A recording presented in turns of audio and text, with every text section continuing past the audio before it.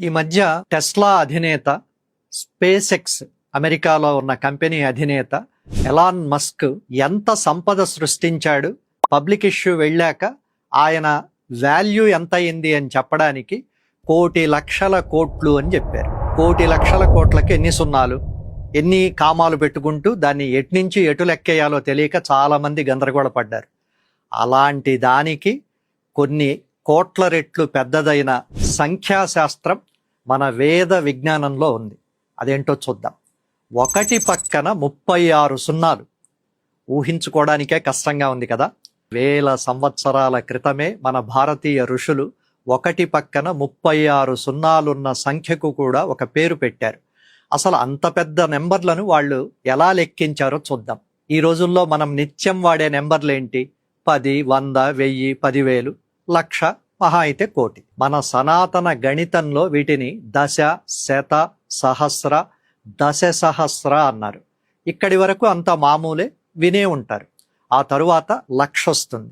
దాని తరువాత 10 లక్షలు, ఆ పైన వచ్చేది 1,00,00,000. 1 పక్కన 7 సున్నాలు, అది 1,00,00,000 అయింది. మనకు తెలిసిన పెద్ద నెంబర్ అదే, కోట్లల్లోనే మాట్లాడుకుంటూ ఉంటాం. దేశ బడ్జెట్ అయితేనే లక్షల కోట్లు అంటూ ఉంటాం. ప్రపంచ మార్కెట్ గురించి మాట్లాడితే అమెరికా పద్ధతిలో బిలియన్లు, ట్రిలియన్లు అంటాం. అక్కడికి మన లెక్కలన్నీ ఆగిపోతాయి. కానీ మన వాళ్ళు 1,00,00,000 దగ్గర ఆగలేదు. అక్కడి నుండే అసలైన మ్యాజిక్ మొదలు పెట్టారు. 1,00,00,000 తరువాత 10 కోట్లను దశకోటి అన్నారు. 100 కోట్లను శతకోటి అన్నారు. మనం శతకోటి ప్రమాణాలు అంటాం కదా, అంటే 100 కోట్ల నమస్కారాలు అని అర్థం.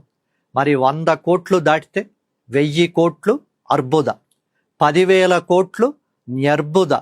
ఆ తరువాత వచ్చే పేర్లు వింటే ఇంకా ఆశ్చర్యంగా ఉంటుంది. ఖర్వం, మహాఖర్వం, పద్మం, మహాపద్మం, క్షోణి, మహాక్షోణి, శంఖం, మహాశంఖం. మనం జనరల్గా మాట్లాడేటప్పుడు శంఖంలో పోస్తే కానీ తీర్థం కాదు అంటాం. అలాగే ఎవరైనా లెక్కలేనంత సంపాదిస్తే శంఖనిధులు, పద్మనిధులు ఉన్నాయేమో అని అంటూ ఉంటారు. ఆ సామెతల వెనుక ఉన్న అసలు రహస్యం ఆ మహాసంఖ్యలే. సున్నాలు పెరుగుతూ పోతుంటే క్షితి, మహాక్షితి, క్షోభం, మహాక్షోభం సంఖ్యలు వస్తాయి. ఆ తరువాత వచ్చే నెంబర్ నిధి, దాని తరువాత మహానిధి. మనం సాధారణంగా అనంతం అంటే కొలవలేనంత, లెక్కలేనంత అనుకుంటాం. కానీ మన గణిత శాస్త్రంలో అనంతానికి కూడా ఒక ఖచ్చితమైన వాల్యూ ఉంది. ఆ తరువాత భూరి, మహాభూరి, మేరు, మహామేరు, సముద్రం, సాగరం, ఇలా సున్నాలు పెరుగుతూనే ఉంటాయి. ఇక ఈ సుదీర్ఘమైన జాబితాలో చివరికొచ్చేసరికి అత్యంత పెద్ద సంఖ్య పరార్థం. అవును, 1 పక్కన అక్షరాల 36 సున్నాలు పెడితే వచ్చే సంఖ్య పరార్థం. ఇక్కడ మనకు డౌట్ రావచ్చు, అసలు అప్పట్లో క్యాలిక్యులేటర్లు, కంప్యూటర్లే లేవు కదా, అంత పెద్ద నెంబర్లతో వాళ్ళు ఎలా హ్యాండిల్ చేశారు అని. మన వాళ్ళు వీటిని కేవలం పేపర్ల మీద రాయలేదు. ఖగోళ శాస్త్రంలో నక్షత్రాల మధ్య ఉన్న దూరాలను కొలవడానికి, అలాగే సృష్టికర్త అయిన బ్రహ్మదేవుడి ఆయుష్ను లెక్కించడానికి ఈ సంఖ్యలను వాడారు.